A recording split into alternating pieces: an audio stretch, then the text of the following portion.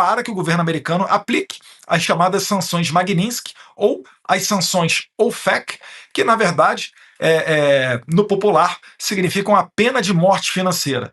Uma vez sendo verificado que Alexandre de Moraes sofrerá essas sanções pelas suas atitudes arbitrárias contra a liberdade, ele não poderá sequer abrir uma conta bancária ou passar um cartão Visa ou Mastercard, quanto mais entrar nos Estados Unidos. Fala pessoal, sejam bem-vindos! Começando mais um vídeo recheado de informações importantíssimas. Mas antes, inscreva-se agora mesmo no canal, deixe o seu like e compartilhe esse vídeo com o máximo de pessoas. Assim você vai estar me ajudando demais. Giro na tela e notícias a seguir.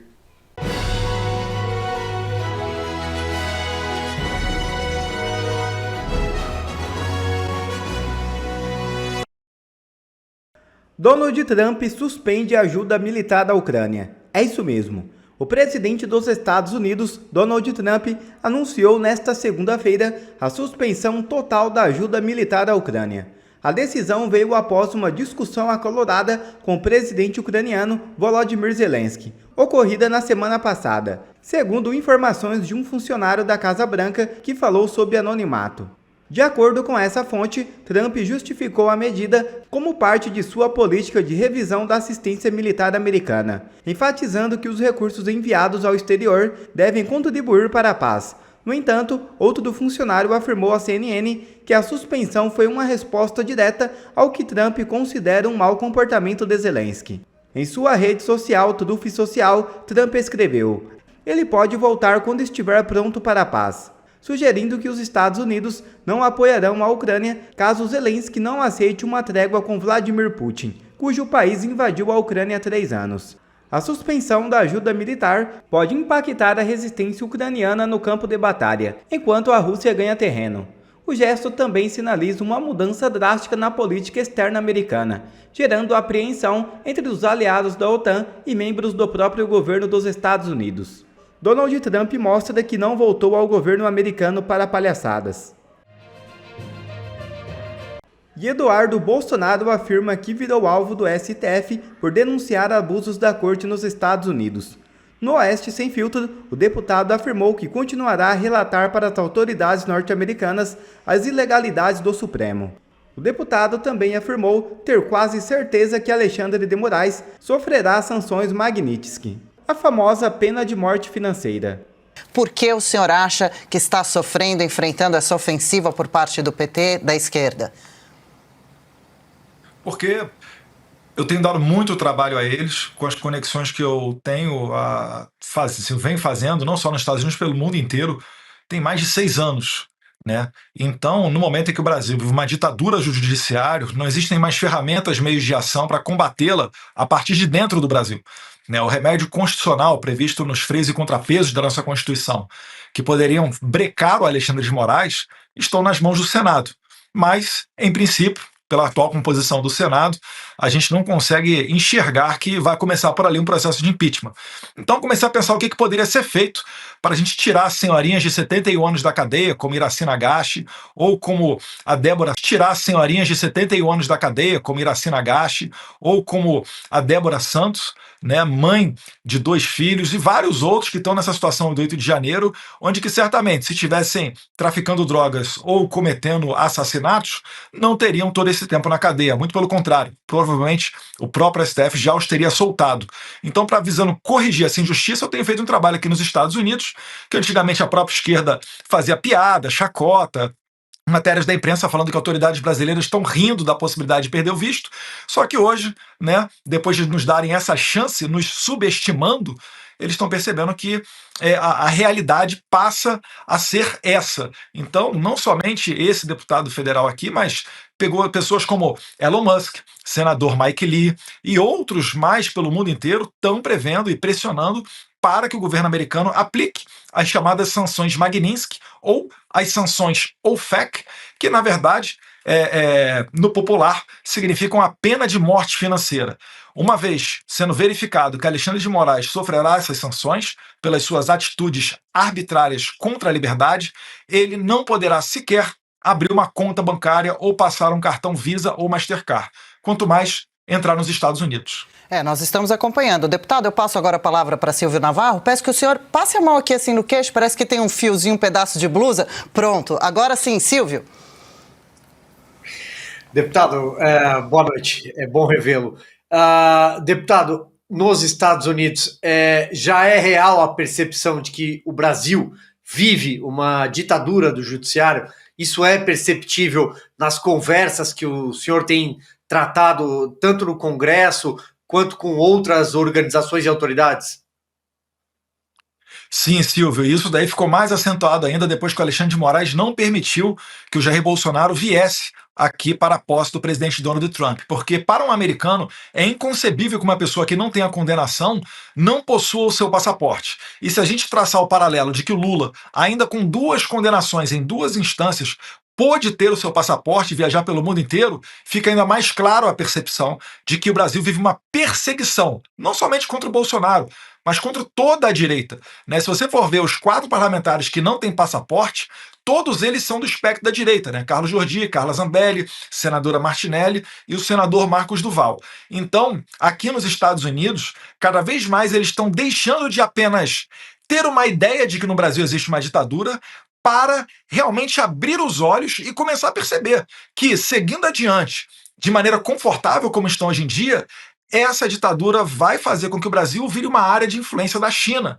E aí começa a ter um jogo mais forte da geopolítica norte-americana para não perder, né, essa conexão com o Brasil. Eles não querem que o Brasil se torne uma nova Venezuela. Não é interessante para eles, por vários aspectos. Primeiro, né, o Brasil acaba de assinar, em novembro passado, durante o G20, o Lula assinou 37 acordos comerciais com a China, tratando de tecnologia nuclear, né, comunicação satelitária, ou seja, internet, venda de reserva de urânio, participação, né, intercâmbio com o China Media Group, o maior grupo de comunicação da Ásia que tem influência, né, que está debaixo do regime chinês. Então os Estados Unidos estão começando a perceber que o Brasil é aquele país que tem um câncer interno e que, se não for tratado rápido, amanhã a quimioterapia pode ser que não surta efeito, tal qual é hoje com a Venezuela. Você pode usar o instrumento diplomático que for, que o Nicolás Maduro não vai sair do poder. Ele vai continuar lá, a não ser que ele saia à força. Então, para o Brasil não chegar nesse ponto, cada vez mais tem tido uma pressão norte-americana. Mais uma vez, eu destaco aqui, né, o senador Mike Lee, que é uma pessoa muito próxima do Elon Musk, que é muito próxima do presidente Donald Trump, que tem feito, na verdade, até chacotas com relação a Alexandre de Moraes. Dá-se como certo, né, a aplicação das sanções Magnitsky contra Alexandre de Moraes. Finalizando, se a gente for olhar essa última semana, quarta-feira foi aprovado na Comissão de Constituição e Justiça dos Estados Unidos, né, o projeto de lei No Censorship on Our Shores Act, ou seja, sem a possibilidade de censuras aqui no território americano. E, paralelamente a isso, deputados, como o deputado da Geórgia, o Richard McCormick, têm pedido abertamente as sanções contra o Alexandre de Moraes. E eu ressalto, quando essas sanções vierem, que eu tenho quase certeza que virão, não será apenas Alexandre de Moraes o sancionado, mas todos os que estiveram junto com ele nas investigações para colocar na cadeia 100 horas, né, violar a liberdade de expressão e etc., também serão punidos. Porque foi isso que aconteceu com o procurador do Tribunal Penal Internacional, o senhor Karim Khan, que decretou a prisão de Benjamin Netanyahu, o primeiro-ministro de Israel. Quando esse procurador decretou a prisão de Netanyahu, Trump o sancionou com as sanções OFAC, ou seja, Karim Khan e todos os investigadores que participaram dessa perseguição a Benjamin Netanyahu estão hoje impossibilitados de abrir conta bancária, de entrar nos Estados Unidos, de ter um cartão de crédito de qualquer bandeira que seja. Ou seja, foi decretada a pena de morte financeira para essas pessoas. E eu tenho certeza que, uma vez o Alexandre de Moraes tomando essa sanção, nenhum dos outros 10 ministros da Suprema Corte tenderá a seguir os passos do Alexandre de Moraes. E são novidades para as quais estamos com os olhares bem atentos. Deputado Eduardo Bolsonaro, a palavra agora é de Ana Paula Henkel. Boa noite, deputado. Obrigada pela entrevista, obrigada pela participação no 4x4 ontem, foi um número recorde. Muito obrigada, a audiência também agradece. Deputado, o senhor acha que eles acham, a oposição acha que confiscando de alguma maneira o seu passaporte, assim como fizeram com o do presidente Bolsonaro, as informações sobre o Brasil e o que está acontecendo, né, no nosso regime totalitário no Brasil, que essas informações elas não chegarão mais nos Estados Unidos. O senhor acha que eles acreditam nisso? Eles, na verdade, Ana Paula, vão tentar me brecar. Isso daí é um sinal de desespero deles. Mas, por exemplo, eu sei que você tem contato com pessoas dentro do Senado Federal, dentro da Câmara dos Deputados, né? É aí seu vizinho de San Diego, o deputado federal Darrell Issa. E eu pergunto, o que eles vão fazer contra você, Ana Paula? Vão cancelar o seu passaporte, igual fizeram com Rodrigo Constantino e Paulo Figueiredo? A gente até espera que isso daí ocorra, né? A história ela mostra pra gente que uma ditadura, antes dela cair, ela tenta fazer os últimos apelos, ela tenta dobrar pelas últimas oportunidades as suas apostas, mas isso daí acaba não tendo efeito prático, né? Mais uma vez, vocês imaginam só, um ministro da Suprema Corte brasileira, que todo mundo sabe o que está fazendo, as atrocidades que está cometendo, né? Deixou o Jair Bolsonaro inelegível porque se encontrou com embaixadores, porque fez um discurso de um carro de som no 7 de setembro, uma pessoa que está jogando senhorinhas na cadeia, uma pessoa que não segue devido ao processo legal, uma pessoa que faz o interrogatório dos delatores, como Mauro Cid, algo que a lei expressamente prevê como ilegal e passível de anular todas as provas. Uma pessoa que está abrindo inquéritos. Eu, quando eu fiz faculdade de Direito lá na FRJ, no Rio de Janeiro, né, tenho a minha OAB também, sou advogado, eu fui ensinado de que o processo judicialiforme tinha acabado no regime militar, né, como eles dizem, na ditadura militar. Mas agora, quando o cliente, quando o réu é do espectro da direita, parece que tudo pode. Não, não é assim. A gente chegou a um ponto onde não existe mais retorno. O Alexandre de Moraes, ele não vai parar de perseguir, ele não tem outra saída. Ele sempre dobrará a aposta. É por isso que eu acho que é provável que ele vá, sim, caçar, né, apreender o meu passaporte. Porque ele já fez isso no passado, né, sem autorização, ou melhor, com parecer contrário da PGR. Ele fez uma operação da Polícia Federal, um mandado de busca e apreensão na casa do ex-presidente Jair Bolsonaro em maio de 2024, onde a PGR falou: não faça-se esse mandado, não cumpra-se essa determinação. Ele ainda assim atropelou a PGR, foi lá e fez. Se a gente olhar o inquérito das fake news, né, ou o inquérito do fim do mundo, como a juíza Ludmila Lins Grillo fez muito bem ao confeccionar um livro sobre esse assunto, esse inquérito foi aberto em 2019, de ofício, pelo então presidente Toffoli. Não foi pedido uma apreciação da PGR.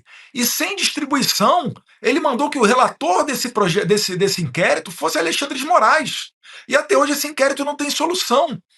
A gente está falando de 6 anos de uma investigação aberta, onde a vida minha, dos meus familiares, das pessoas do governo, né, do Anderson Torres, do Braga Neto, do Cid, do Bolsonaro, foi toda colocada de cabeça para baixo.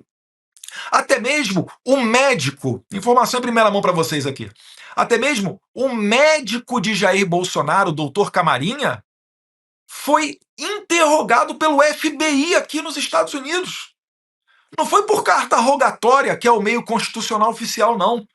Foi através de uma parceria, provavelmente de boca para boca, entre os policiais federais da Gestapo de Alexandre de Moraes, que estão sob o comando do Fábio Chor e antes estavam sob o comando da delegada Denise, entrando em contato com o FBI e ligando para as pessoas. Ligaram para o Paulo Figueiredo. Paulo Figueiredo exigiu: calma aí, quer falar comigo? Carta rogatória. Eu sou o quê? Testemunha? Eu sou acusado? Lembra também o caso do Jason Miller, em 2021. Não sabia se era testemunha ou se era acusado, quando o Alexandre de Moraes mandou a PF parar ele no aeroporto de Brasília em 2021. Né? O Jason Miller, que é ex-assessor da Casa Branca e hoje em dia é um dos principais conselheiros do Donald Trump. Eu acho que o Alexandre de Moraes ele caiu do cavalo porque ele não conseguiu imaginar que o Trump pudesse ser eleito. E aí ele fez essa coleção de inimigos dentro da administração mais poderosa do mundo. Vocês acham mesmo que agora que o Elon Musk é ministro, o homem mais rico do mundo, do lado do Trump, uma pessoa que não segue o politicamente correto, né, tá fazendo tudo o que está fazendo, ainda mais com o Jason Miller, que anteontem tweetou: Alexandre de Moraes, eu não esqueci o que você fez? Você acha mesmo que esse grupo de americanos vai permitir que o Brasil chute fora daqui uma empresa de comunicação como X, que vai seguir aí comprando briga e não permitindo que volte aqui o Rumble, a Truth Social. E além de tudo, a Truth Social ainda mexe com o bolso do Trump. Então vamos lá, você comprou briga com o homem mais poderoso do mundo, que agora está adiante do caso da USAID, né, explanando para o mundo como é que funciona o complexo industrial de censura. A sua esposa xingou esse cara, os seus ministros seguem criticando o Trump de tudo quanto é lado, o presidente do país diz que uma possível eleição do Trump, né, antes da eleição dele em 5 de novembro, seria uma nova face do nazifascismo no mundo. Aí você tem o Lula protegendo o Hamas, falando que vai acabar com o padrão dólar, que vai criar uma moeda dos BRICS. E tudo isso daí, até mesmo a reunião do Zelensky com o Trump, o Lula veio a público para criticar. Depois as pessoas falam que eu não tinha maturidade para ser embaixador do Brasil nos Estados Unidos. Pelo amor de Deus. Então esse Dream Team de inimigos que o Alexandre de Moraes conseguiu formar vai acabar com a reputação dele, vai fazer alguma coisa contra ele. E a gente só está falando de um dos casos. A gente está aqui principalmente focado nessa questão da censura. Você sabe, Ana Paula, se quiser comentar, a tendência do Senado americano é resgatar aqueles navios do Irã que atracaram no Rio de Janeiro, navios sancionados pelos Estados Unidos. Tem o caso do Felipe Martins. Tem o retorno dessa nova legislatura do Twitter Files Brasil. Então tem muitas possibilidades para Alexandre de Moraes ser sancionado.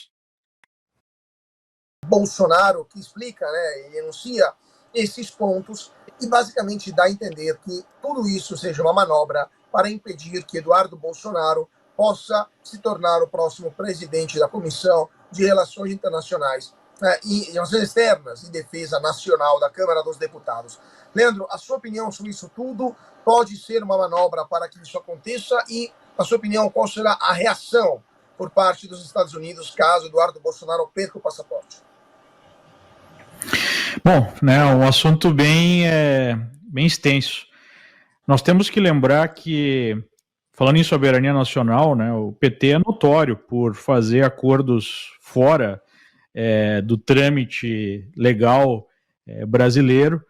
O próprio Lula já declarou há muito tempo atrás, quando estava ainda no primeiro ou no segundo mandato, não me lembro exatamente qual foi o mandato, que ele havia adotado decisões, tomado decisões em relação à Venezuela, em relação à América Latina, seguindo as diretrizes do Foro de São Paulo, que não é uma organização que está dentro do ordenamento legal brasileiro, né? É um órgão de articulação da extrema-esquerda, e o Brasil segue, o PT, melhor colocando, segue essas parcerias com ditaduras, inclusive com o regime cubano, e agora vem querer falar em soberania, né? Agora, esse caso é muito grave, porque vamos olhar friamente o que está acontecendo. Basicamente, você tem um deputado da oposição, um dos deputados mais votados do Brasil, um dos líderes da oposição no Brasil, que está denunciando o que ele acredita ser uma perseguição, né? E a gente tem aí uma série de evidências. Censura sistemática, prisões por motivações políticas, nós temos exilados políticos. E aí segue aquele contexto usual, porque quando um país não tem mais instituições que são efetivamente isentas e as pessoas que estão sendo censuradas e perseguidas não encontram mais meios de denunciar isso no Brasil ou mesmo de se proteger dessa perseguição, o caminho natural é buscar ajuda no exterior. Aqui mesmo foi apresentado que os próprios petistas fizeram isso, né, mesmo sendo, neste caso, petista artificial, porque a gente não estava falando, no caso do PT, de crimes de opinião, né, de crimes políticos, mas sim de corrupção grossa, que ficou mais do que provada na Lava Jato, né? Muita gente confessou, existia transferências, um rombo multibilionário em várias estatais. Então, a gente não está falando de crime de opinião que foi perseguido naquele momento, né? A gente está falando de corrupção grossa. Mas mesmo naquele momento, vamos dizer que o PT tinha o direito de se achar perseguido e fazer denúncias no exterior. Isso faz parte de qualquer regime democrático. Pois bem, agora nós temos o deputado, líder da oposição, vindo até os Estados Unidos, em outros lugares do mundo, fazendo uma denúncia sobre um estado de exceção no Brasil. E aí o que o regime brasileiro faz para provar que não existe esse problema no Brasil, né, que o Brasil é uma democracia? Nós temos as lideranças do partido do governo fazendo uma denúncia pedindo a retenção do passaporte desse deputado. Isso cai diretamente na mão de uma das autoridades que está sendo questionada, que está sendo criticada aqui fora, naquela espécie de relatoria universal, né, de todos os casos, especialmente casos políticos. Nós temos, por conta de preocupações expostas pelo governo americano, uma resposta do Itamaraty. Segundo a imprensa, esse mesmo juiz, essa mesma autoridade participou dessa resposta do executivo. E mais, nós temos um deputado, né, aliado do governo, fazendo uma proposta como uma resposta a um possível projeto de lei que vede, né, vistos para autoridades não só brasileiras, mas de qualquer lugar do mundo, que censurem americanos. E pasmem, né, o Lauro Jardim no Globo ontem fala que essa mesma autoridade, esse mesmo ministro, ajudou, né, a fazer essa lei, ou participou de alguma forma disso tudo. Ou seja, se a gente pensar em ordenamento jurídico, né, em devido processo legal, em Estado de Direito mesmo, tudo isso foi mandado às favas, em todos esses pontos que eu apresentei aqui. E aí agora a possibilidade é esse deputado perder o seu passaporte para não poder ir mais para o exterior fazer exatamente essas denúncias. E mais do que isso, né? Poder perder essa posição numa comissão importante, que tem sim interesses claros do governo, além da própria legitimidade, né? Porque se além de ser líder da oposição, ele está na liderança da Comissão de Relações Exteriores, ele tem um outro peso ao falar com o mundo, ao falar com os Estados Unidos, né? Então, além de perder o passaporte, pode perder algo que já é fruto de um acordo político da própria Câmara dos Deputados, por conta das eleições que aconteceram recentemente, pelo PLC, o maior partido da casa. E aí a gente tem ainda a possibilidade dele perder os próprios direitos políticos, né? Porque, se eu bem entendi, segundo um post do próprio deputado, ele foi incluído, assim, da noite para o dia, nesse processo, nesse inquérito que envolve o 8 de janeiro. Né? O que o 8 de janeiro tem a ver com esse tipo de crítica, de manifestação que está sendo feita aqui nos Estados Unidos? Então, é uma coisa muito grave, né? E eu acho que só escancara o tipo de democracia que nós temos hoje no Brasil. Quer ver mais conteúdos como esse? Então inscreva-se agora mesmo no canal e ative o sininho das notificações. Assim você não perde mais nenhum conteúdo que é postado aqui no canal. E também já deixe o seu like para o YouTube ajudar a divulgar o nosso trabalho. Fico por aqui e que Deus abençoe a todos. Brasil acima de tudo e Deus acima de todos.